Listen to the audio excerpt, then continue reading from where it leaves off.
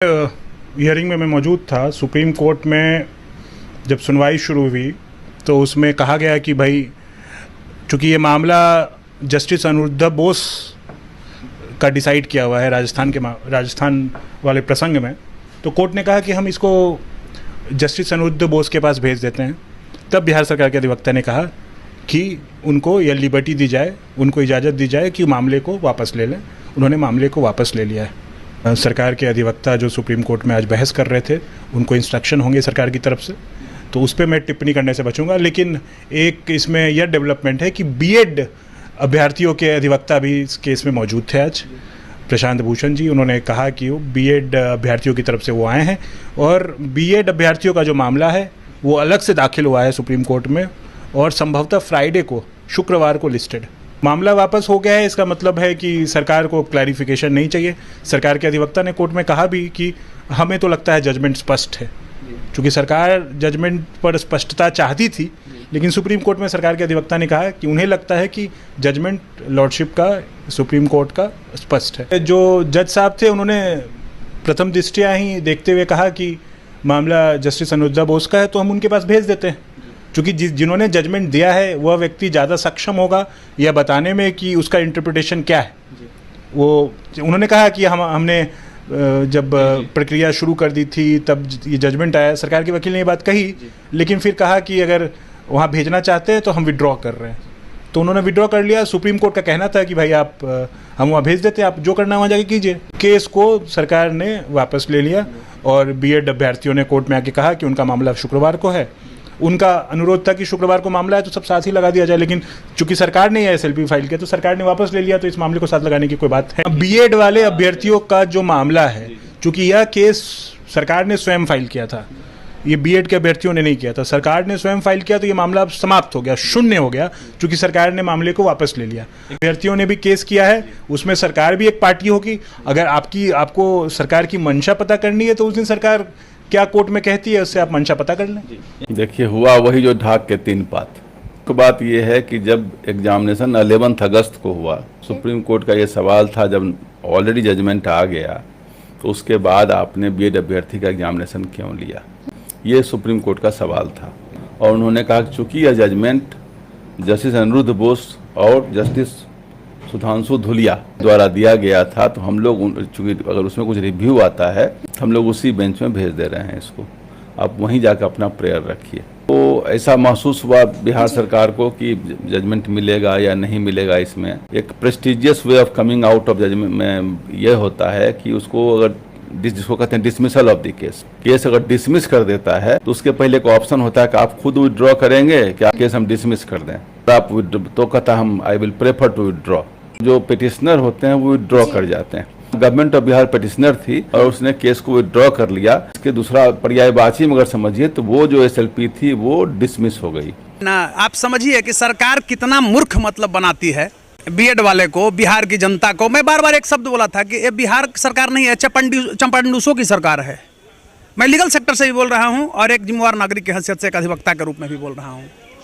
सरकार का पता ही नहीं चलता है कि ये क्या कर रही है। अब बताइए कि राजस्थान सरकार हार गई थी सुप्रीम कोर्ट में, और मैं आज आपको विस्तृत जानकारी दे रहा हूँ कि जिस सुप्रीम कोर्ट के double bench justice Aniruddha Bose और सुधांशु धुलिया की बेंच ने खारिज किया कि प्राइमरी यानी प्राथमिक विद्यालय में, प्राइमरी स्कूल में बीएड वाले शिक्षक बनने के पात्र नहीं रखते हैं, वो 6 to 8 में रहेंगे। एनसीटी उसी ऑर्डर के तुरंत सकारात्मक मान करके नोटिफिकेशन हर एक राज्य को भेज दिया कि भाई प्राथमिक विद्यालय में अब आपको बीएड वाले के बहाल नहीं कर, डीएलएड वाले बहाल होंगे। बिहार में एक सोची समझी साजिश करते, यहाँ तो सबधन वही है, टकेसर खाजा टकेसर भाजा, सबधन सा है 22 पसेरी वाला हाल है। नीतीश जी की सरकार और ये जो अभी वर्तमान सरकार है, इसमें तो नियम कानून से कोई मतलब है नहीं, दलीली ज़्यादा है। तो मैं कहना चाहता हूँ आपको, माने स्पष्ट रूप से कि आनंद फानन में बीएड वाले को भी परीक्षा ले लिया। मैं बीएड वाले के पक्ष की बात कर रहा हूँ। ठग रहा था कोई बेचारा, गुजरात से आ गया, कोई महाराष्ट्र में रह रहा था, बिहारी होने के नाते परीक्षा देने, नौकरी तो सबकी ज़रूरत है, राहत नहीं मिला, फिर सरकार ठगना शुरू किया। अभी देखिए ऐसा नियम कहीं सुने हैं कि रिजल्ट भी नहीं आया, डॉक्यूमेंट चेकिंग के नाम पर ये लोग वहाँ पैसा वसूल रहा है। अब क्या करेगा, उसमें जिसको रिजल्ट अब आने वाला है उसको रोक लगावेगा, पैसा लेगा, ये कमी है वो कमी है, सर्टिफिकेट अपने लोगों को तैयार कर रही है सरकार, जिसको बैकडेट से घुसाना है। इसलिए कि नीतीश कुमार की सरकार में जितना फर्जी शिक्षक बहाल हुए हैं उतना स्वतंत्र भारत के इतिहास में कहीं नहीं हुआ।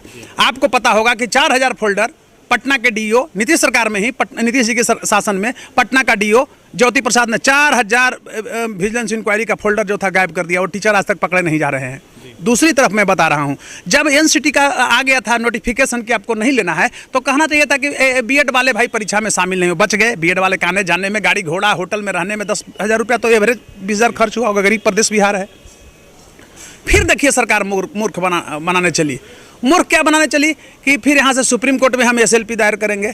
आज आपको पता होनी चाहिए कि जब सुनवाई हुई सुप्रीम कोर्ट में, तो जिस जस्टिस अनिरुद्ध बोस ने खारिज किया था बीएड वाले का पिटीशन राजस्थान सरकार का, और सुप्रीम कोर्ट ने किया क्या कि आज जस्टिस अनिरुद्ध बोस के बेंच में ही ट्रांसफ़र कर दिया।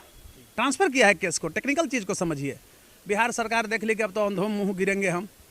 जब इसको बिहार सरकार के अपना पिटीशन पर जब ताकत था और लगता था कि हम जीतेंगे, तो एसएलपी वापस क्यों लिया। और मैं बता रहा हूँ, जो लेटेस्ट खबर है, हम भी सुप्रीम कोर्ट से जुड़े हुए हैं, हमारे भी साथी लोग हैं, मैं कहा कि जरा सब बताइए, तो बोला कि बिहार सरकार तो एसएलपी वापस ले लिया, फिर मूर्ख बनावेगी अब बिहार के बीएड वाले को। तमाम बिहार सरकार में कोई नियम कानून नहीं, चपंडूसों की फौज है। इसको बेरोजगारी से मतलब नहीं है, शिक्षकों के बहाली से मतलब नहीं है। वर्तमान सरकार को, नीतीश कुमार को सिर्फ नालंदा से मतलब है और एक जाति को बहाल करने से मतलब है। समझ रहे हैं ना। जब बीएड वाले का नहीं था तो बीएड वाले को फिर तुमने क्यों शामिल कराया।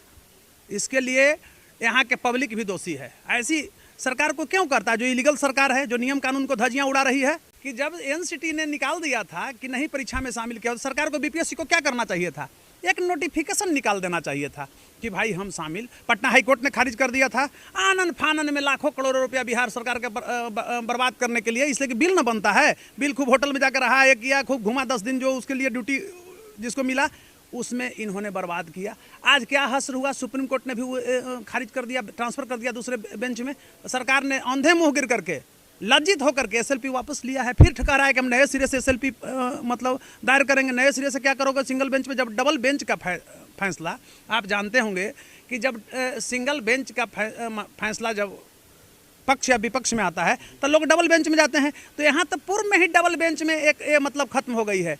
तो डबल बेंच में जब खत्म हो गई है तो हमारे समझ से ये लगता है कि सरकार सिर्फ ठग रही है बीएड धारियों को। और बिहार के जो हमारे प्रबुद्ध क्लास हैं, हमारे जो मतलब भावी प्रेरणा प्रदीप मेरे छात्र नौजवानों हैं, बीएड डिग्रीधारी हैं, जो कल पीसीएस बनेंगे, आईसीएस बनेंगे, वो लोग जो है ठगे जा रहे हैं। सरकार के चपंडूस चाल जो है, जिसको मैं चपंडूस चाल करता हूं। और बार बार मैं कहता हूं कि कोई ऐसी सरकार हमने नहीं देखा है अभी तक। लीगल सेक्टर में भी आप जाएंगे तो हर जगह